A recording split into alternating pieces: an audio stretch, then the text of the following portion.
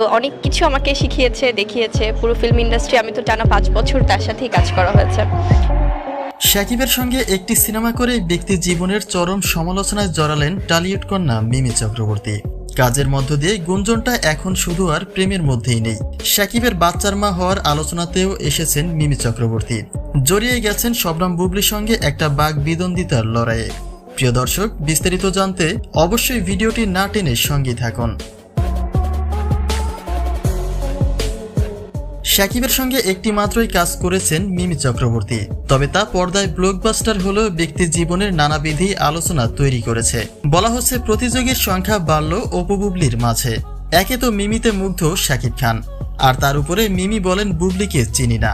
গুঞ্জন তো আগে থেকে রয়েছে যে কলকাতা নায়িকাদের ক্রাশ শাকিব খান, আর সেই শাকিবকে পেয়ে নিজেকে উজাড় করে দিলেন কিনা মিমি চক্রবর্তী, সেই আলোচনাটাই উঠে এসেছে।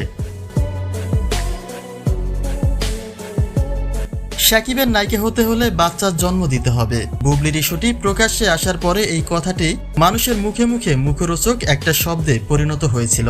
এমনকি এই সুযোগের ফায়দা নেওয়ারও চেষ্টা করেছিল কিছু নায়িকারা, কিন্তু পর্দায় শাকিবের ডিমোশনের পরিবর্তে প্রমোশনটাই হয়েছে।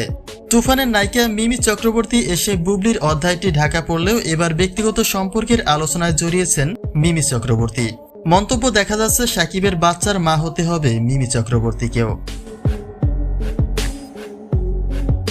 কলকাতায় আয়োজিত তুফানের প্রেসকন অনুষ্ঠানে মিমি বলেছিলেন বুবলিকে সে চেনে না, আর অন্যদিকে শাকিব তাকে বারবারই হট নায়িকা বলে শাকিবের মাঝে মিমির সীমাবদ্ধতা রয়েছে বলেই একটা গুঞ্জন ওঠে, যার সূত্র ধরেই এখন নানাজনে করছে নানা রকম বাজে মন্তব্য।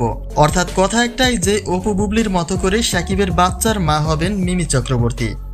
তবে এই বিষয়ে আপনার কোনো মন্তব্য থাকলে তা কিন্তু নিশ্চয়ই কমেন্ট করতে ভুলবেন না।